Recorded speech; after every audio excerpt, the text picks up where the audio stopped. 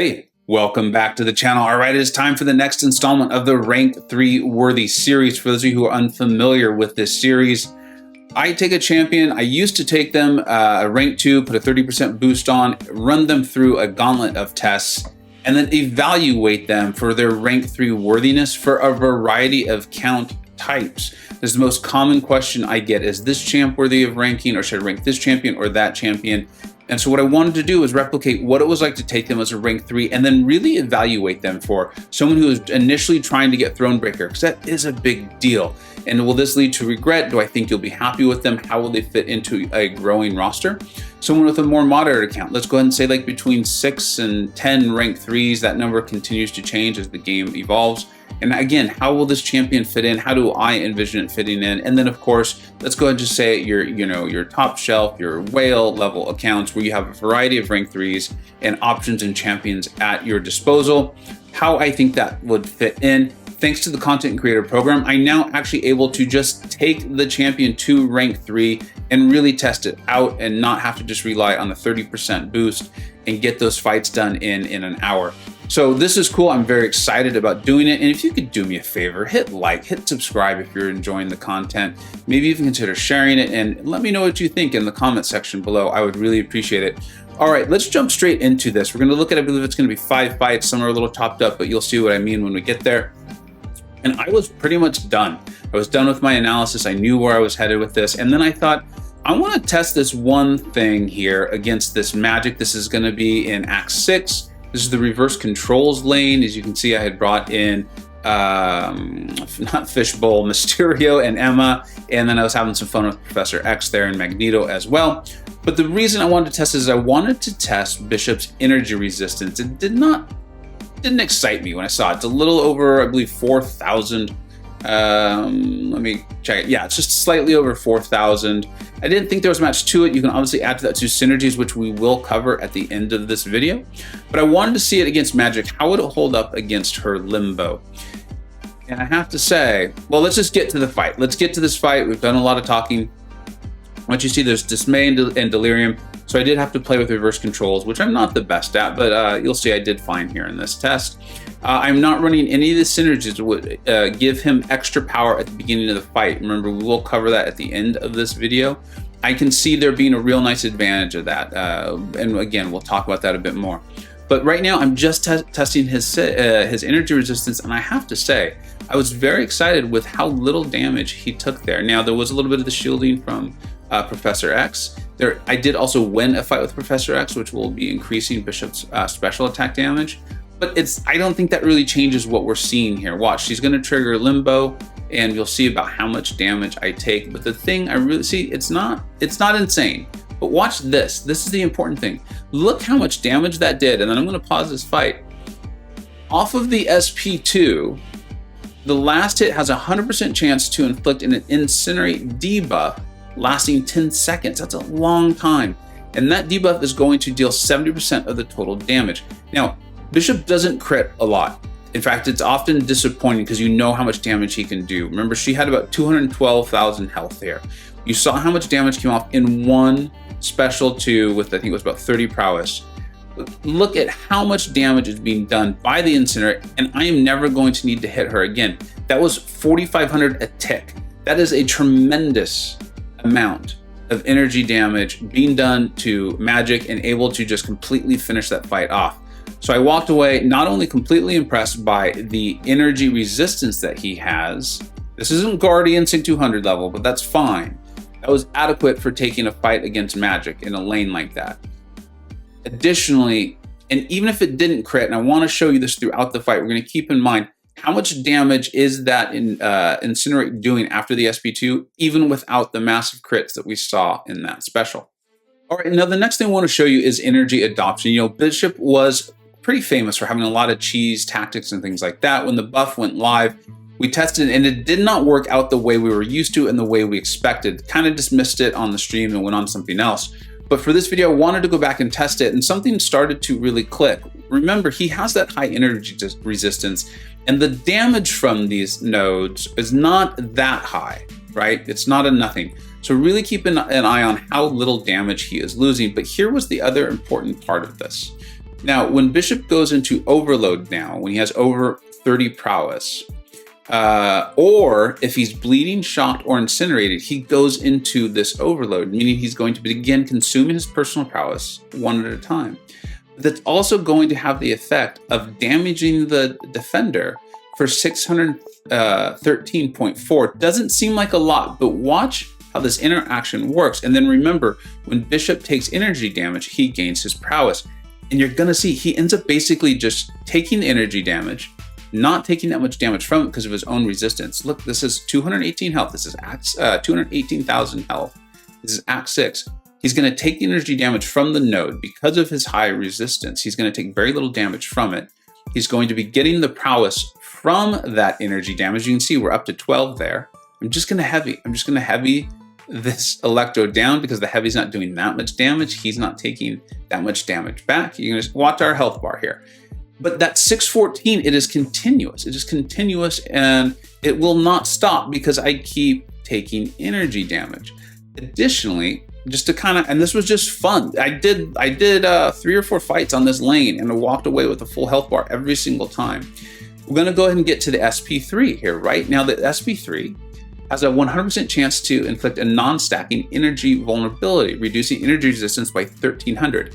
Notice he was taking for, what was it, 614 we saw there? Now watch this, watch what this is going to change this damage to. And this shows you that that energy vulnerability, it does something. It is definitely not a nothing. Watch this. We're now at 774. That's what, about 150 increase? That's not nothing when you're not even having to really hit the opponent to do damage. We're gonna walk out of here with, I think, about 23 hits or something like that. This Electro will be dead and we'll have a full health bar. I think that's pretty cool. I think there's something here, this maybe is just pure cheese, but I don't think it is. And I think that's something to keep in mind with Bishop, is his ability to manipulate energy. I mean, that's written in his kit. Those words are there in his description and things like that. That's there for a reason. And I think this really highlights that there is things you can do there that might be considered cheese, that might not, but who really cares? Because at the end of the day, you're winning the fight, you're damaging the opponent, and you're having a full health bar. And it went by very quickly. Okay, in this next fight, we're gonna test some of his cool interactions against skill champions in particular. When they Purify a stun, they're actually gonna get a passive stun. And additionally, champions that Purify his debuffs will take a nice little damage. It's not massive, but it is there. As we know, a lot of champions are purifying debuffs these days, and skill champions are kind of famous for their shrugging of the stun debuff. So this is not a nothing. You're gonna see this is gonna be pretty quick, so I just wanted to show it to you. I don't think you need a whole fight to really understand what this is. This is also Act 6 against a Crossbones. And additionally, I am taking in 2 of his synergies. This is with Psylocke and Storm. Because of the synergy with Storm and also how I finished the previous fight, he was able to go straight to the SP3 because those things added up. Again, we'll cover that when we get to the synergies. But you're gonna see that's also gonna have to do the benefit of placing that permanent energy vulnerability debuff that we talked about. Very, very cool, right? We've seen what that could do. And then here's what I wanted to show you though, and I'm gonna slow this down so you can see this stun that actually gets shrugged here by Crossbones. It's purified, then the passive stun comes in. We're able to go and do the damage. Crossbone took a little damage from that because he shrugged it.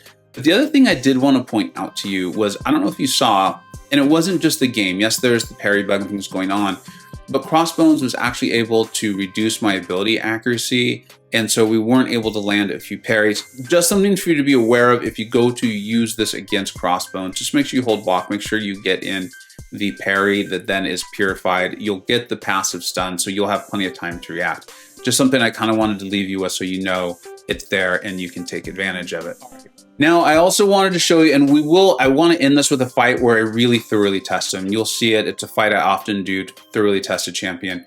But I want to show you 2 quick fights where we can just finally open this guy up.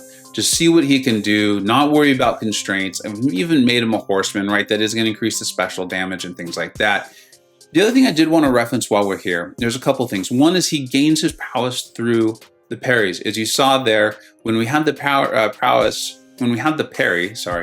prowess went up by 6, and against skill champions, it goes up by an additional. You can see I'm also just starting to block more. It took me a little while to kind of just get used to it, but when you take the hit on the block, you're also, I think, getting 1 prowess, and then you're gonna get these 2 when you're going up against energy damaging champions or nodes that deal energy like we saw.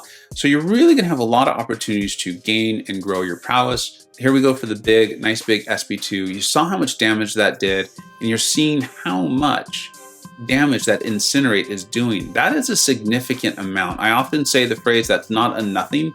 This is significantly more than a nothing. That is a tremendous amount of damage. We've only thrown one special, and we've already got Black Panther down under 45% health. Now, he's all ramped up. I took a couple fights with Professor X. Like, I think this is some really great synergies going for him. I didn't overload him with those power gain synergies. Again, we will talk about those towards the end, and a lot of the videos you're seeing with him are having fun with that, and those are very fun. Those are very cool. I don't want to belittle those in any way, shape, or form. But look at that. You know, that SP didn't do nearly as much damage, but you see the tick that's going there. And then I wanted to show you this. I wanted to show you this because I want you to see what happens when he crits. Look at how much damage that Incinerate is doing. And then this next SP2 is actually going to kill Hulk. So we're not going to get to see all of it, but you're going to see the numbers. Take a look at these numbers, and also keep in mind, I am not fighting a skill champion. We're not getting any of those benefits of the extra prowesses or anything like that. So you can expect this from a standard fight where you're able to build your prowess and really hammer it home here.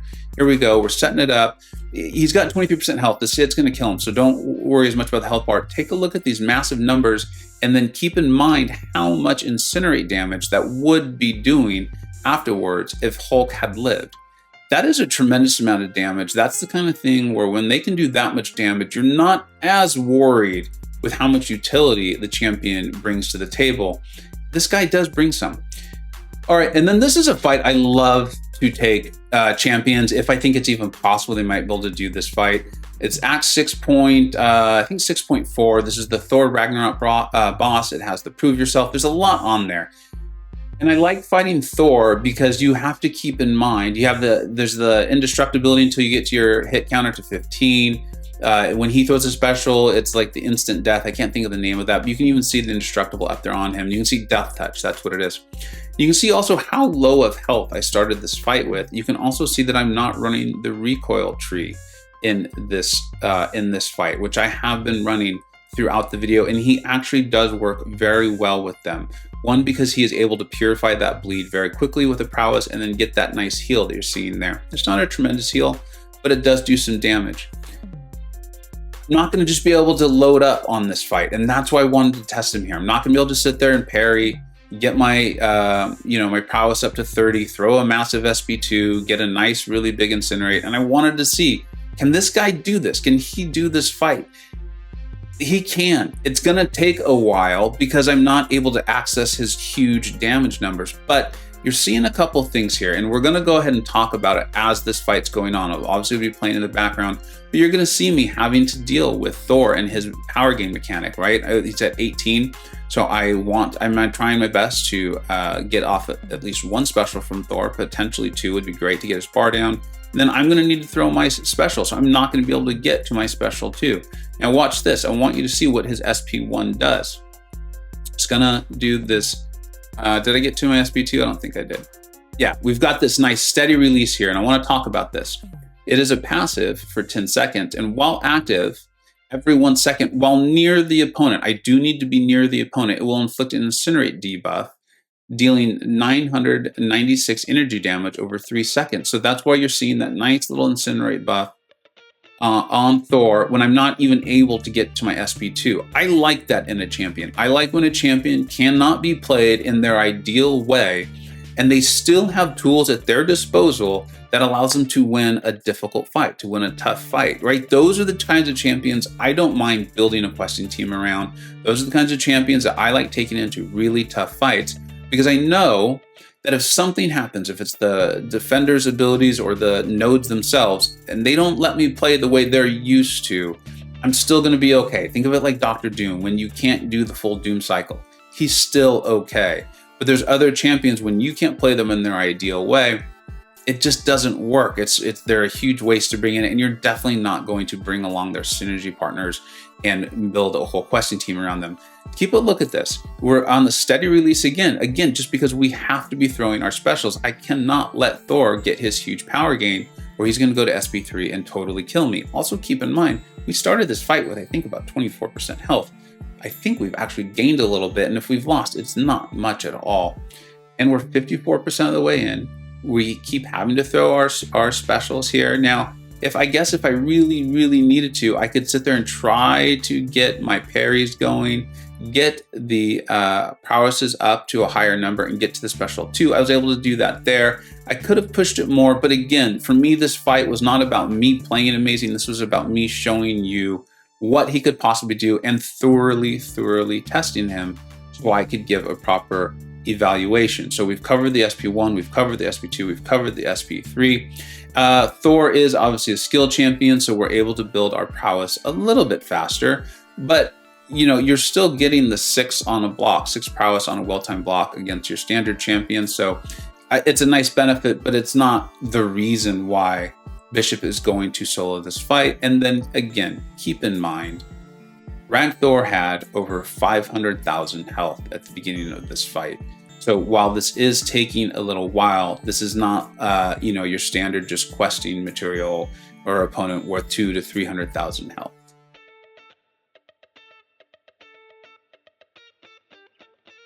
All right, I'm back. Sped that up a little bit because at some point it was just me kind of baiting specials over and over. You can see we now were able to get to our SP2. Had an intercept, which probably not a good idea against Thor, but the fight is done. The fight is over.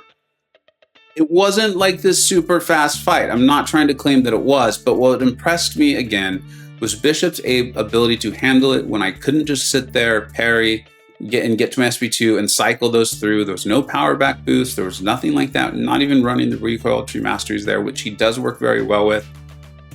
Gets the fight done, relying mainly on his SP1. The damage that comes off of that with that steady release that he's got, 152 hits. I'm impressed. I'm impressed. All right, we're gonna go ahead and take a look at his synergies, and then I will give my final evaluations on what I think is appropriate or what I would recommend based on your account size. All right, so we're going to talk about his synergies, and I know some of you who know him pretty well, you're thinking, hey, you forgot to cover something, and I wanted to leave it here with the synergies because I do think this is important because I see them often getting conflated in other videos, line chats, and things like that. Bishop does have an ability where if he ends a fight with a certain amount of power, he will actually start the next fight with that same amount of power. When he throws his specials, it's actually calculated that the bars of power do not come off until well after the special is done, meaning if you end the fight with a special 2, it kills the opponent, not the incinerates afterwards, but the special itself. You will start the next fight with a special 2, and there's some benefits to that aside from just having the bar of power. And I will cover that when we talk about the SIG here in a few minutes. That is separate than these synergies that you're about to see. I think that's very important to keep those separated. All right, I'm going to go over the synergies. We're going to go over the ones that I think are the most important, and I'm not going to, there's some that are very similar, and we're not going to cover those multiple times, so just point that out. All right, there's this one here with Psylocke where when the opponents are petrified for 1 second after they fill a bar of power. I actually had this in that Rag Thor fight. I did think it was helpful. I did think that was helpful in keeping him a little bit at bay. There was a few moments where I don't know if it necessarily ever saved me, but it was very special, very helpful, and I did like that. The next is this energy conduit. You can see he has quite a few of them here with the Cyclopses, Doctor Strange, Electro, and Storm. In a couple of the fights, I had Storm brought along, and what this does is this will start the fight with a couple extra prowess, which is nice. It's not a nothing. And then that +1 bar of power. When you did that, and there was a couple fights there, I think it was the Crossbones fight, where you saw me get up to 3 bars of power very quickly. I had gone in with, after finishing the previous fight with a special 2, and then the synergy kicked in, which knocked me up to 3 bars of power, allowing me to throw that SP3 immediately. And because we had not damaged Crossbones at all, that energy vulnerability from the special 3 was permanent. Otherwise, I think it lasts about 20 seconds, right? If the opponent has at a full bar of health, when you throw the special 3, the energy vulnerability is permanent. If not, it's temporary, I think for about 20 seconds. And you saw how that played out there. That was nice. So that's a really nice synergy. If you're really looking to up your bars of power, for some reason you just want to keep starting with SP3 over and over, you could bring in all of these synergy members. Also, that would up your energy resistance. I don't know if it's enough to make a tremendous difference where there's a fight you could take that you otherwise wouldn't, but it is nice. The problem is that none of these champions are really that good.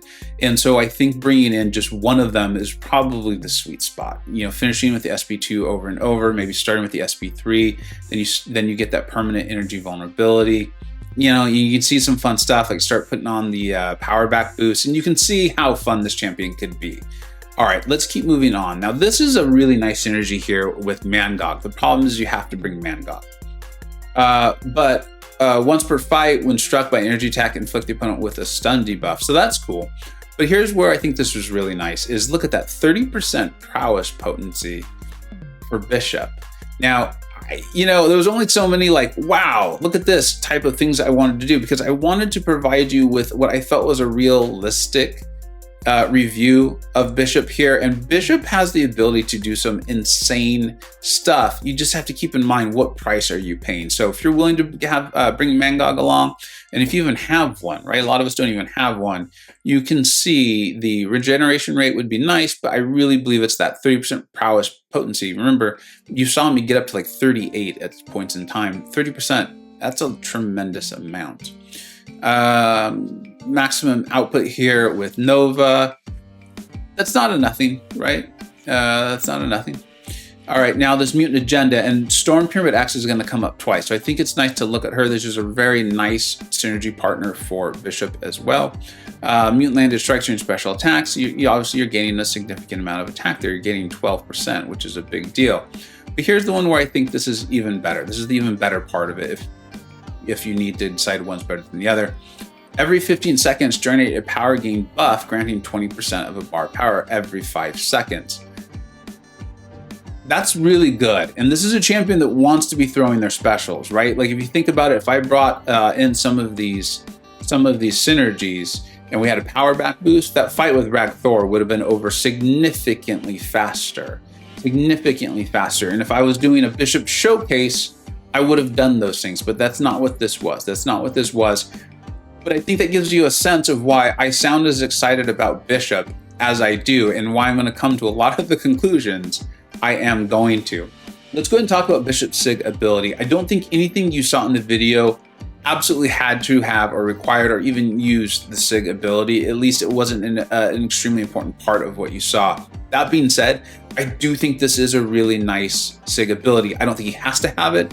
I think it's really nice, and I think the higher you can get it, the more you're going to be able to rely on it, to utilize it, and to access it. And I'll show you what I mean. Now, it is a little confusing. I've seen confusion on this as well. And even myself, a long time ago, was confused on how this worked out. I'm going to go ahead and read it. I know you can read, but I'm going to read it. Bishop prepares a unique bonus based on how many bars of power are full at the start of the fight. So at the start of each fight, a bonus is kind of calculated based on how many full bars of power you had when the fight started. And then you'll carry that bonus through the fight, and you'll see what I'm talking about here. So if you start the fight with 0 bars of power, special attacks become unblockable when he has a stack of as high as 30 or as low as 10 prowess. You can see why the SIG is really nice there, right? Because with that super high SIG, you're getting to the point where you only need 10 prowesses for your special attack to become unblockable. Unfortunately, that makes him an even better defender because he's going to be starting those fights typically with 0 bars of power. Don't die to Bishop. It gets ugly, trust me, on this one. Because again, remember, he starts with those same bars of power in the next fight. But for your first fight, he's just going to start with 0. There you go. So with 1 bar of power while blocking, he's going to gain stun immunity, and enemies will lose 10, all the way up to 80% ability. Actually, that is a wide margin. When you are all the way up to SIG 200, 80% ability is significant. And I know I'm often one to be like, well, who cares? I'm blocking. Think about things like even just fighting against an apocalypse, okay? Who can cause you, especially because you're a mutant, to get stunned when you are blocking. So having that stun immunity would be really nice. And I'm sure there's other things we can think of. If you start the fight with 2 bars of power, special attacks leave the target incinerated for anywhere from 9.99 to 70% of the special damage dealt over 10 seconds. I do think we saw that in one of the fights. And we saw the really nice incinerate damage. It was in addition to the already very nice incinerate damage, but that was not present in the Magik fight, which started this video. But I think you can see, and you can see the special 2 and how much damage it does. And if you're ending fights with the special 2, you're going to start fights with the special 2, and it's going to increase your damage. You're doing the incinerate damage anyway, and you can see how this is going to continue to just self-perpetuate, and why we're seeing him, especially when he's teamed up with Synergies and all of these things, just be able to just go in and crush, absolutely crush some lanes and things like that. And then we've got the special 3 here, which remember can't happen. You start the fight with Steady Release active, which was that kind of passive that puts the incinerate on the defender. The one thing I will question, or not question, I will let you know, think about, is if you start with the Steady Release active and you incinerate the opponent because of it, they then will have taken damage. And when you throw your SP3, because you started the fight with 3 bars of power, the energy vulnerability will not be permanent on them, because they will not be at full health, and you need them to be at full health if you want the energy vulnerability to be permanent. I think that's getting a little nitpicky, but again, it's something that I experienced, I tested, it happened. And so I want to share that experience with you. Okay, so now we've done the full review on him, and I'm going to try something new. In the previous videos, I created these cards, and if you liked that better, let me know. If you're like, dude, I really like the cards, it would help me out, let me know, and I will go back to creating them if enough people say that. Or if you like this better, let me know this, and I won't go back to creating them. But let's go and think about it from a Throne Breaker's perspective. You're coming up, you like Bishop, he is your favorite champion or one of your favorites, Mutant is your first tier 5 CC, you really want to be Thronebreaker. I think absolutely is he worthy. In fact, I'm probably going to move him up in my rankings just a little bit. He's better than I realized. The energy resistance, I think, provides more resistance. It's going to allow you to do a little bit more than I really thought of. He's got some of the cheese tactics that we talked about that include his ability with energy manipulation. And I think as we continue to play the game more and more nodes come out, or we use him in more places, we're going to find those. Let's just call them cheese. But I think they're legitimate. That's part of his kit. I think that's built in. He's meant to work this way. And then last, I don't think you will regret it. Mutant is a very, very competitive class, and we all know that. But he plays really well with them. You saw I made him a horseman. You saw that he works well with Professor X. And these are champions that you would probably rank up over him if you had them. They are better champions in my opinion.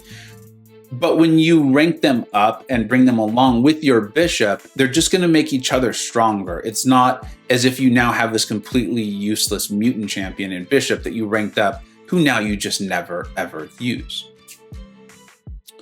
Okay, so then moving on to your more moderate ranked account, right? We talked about this. Maybe you have 3 or 4 or 5 ranked 3s. You're up to maybe 10. I think you really do need to look at what you have and what you need. Do you need a champion like this? Do you need someone who can handle shrugs for you? And remember, that's really only against the skill. Yes, opponents take damage when he applies the debuff and they shrug it. But it's only the skilled champions that get stunned afterwards. So if you're having trouble with that, with Korgs or things like that, I think he makes a lot of sense. I think there's a logical thing that makes it like, okay, cool. He's solving that problem for me. Or do I need someone who can land some massive SP2s sometime? Or do I need someone who works really well with the recoil tree masteries? I think there's ways you can definitely justify this. His utility is really fun, and if you're willing to build a team around him or use power back boosts, you're going to have a great time. So if you really like him, I think go for it. I think absolutely go ahead, but just keep in mind what you're getting into, and that the Mutant class is incredibly, incredibly competitive.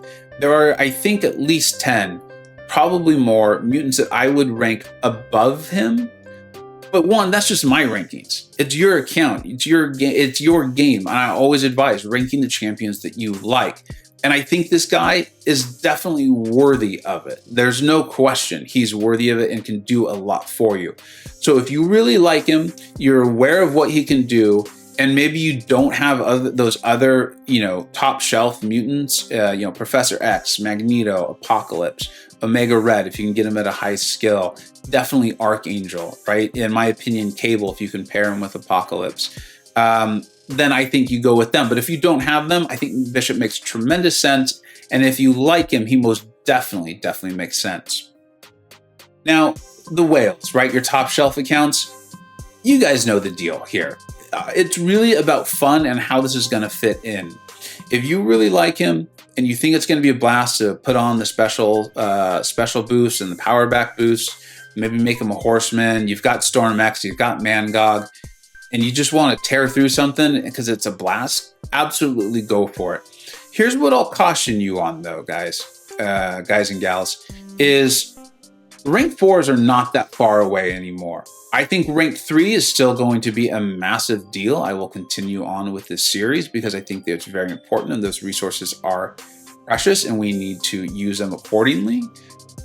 But rank 4s are a thing. They are a thing. And even if you've got a tremendous amount of mutant champions ranked up, it's a very competitive class. And I have a feeling that you're going to want to take one of your mutants to rank 4 really soon.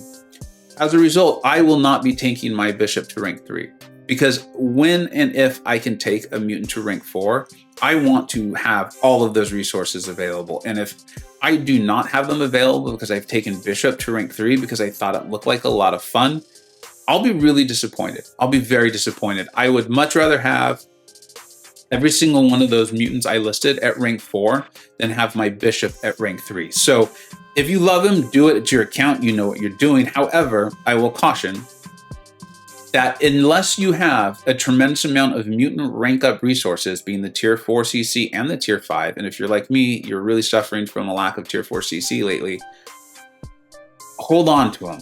Hold on to him. Throw a 30% boost on Bishop. Have fun. Go crazy. Go ham killing stuff. Don't take him to rank 3. If you love him, do it. It's your account. Have fun.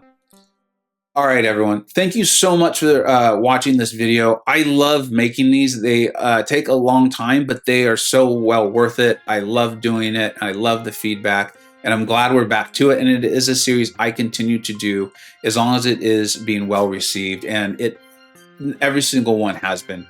Thank you so much for watching. Please let me know what you think. Are you considering ranking up Bishop? If you were, did this change your mind for the positive or the negative? And what do you think? And did I miss anything? There is a lot going on in this guy, and there's a bit of nuance, so there's a very good chance I did. And if I did, please do let me know. Thank you so much for watching. Take care. I hope you either learned something, were entertained, or even better, a little bit of both. Don't forget to like, subscribe. Thanks so much for watching. Take care.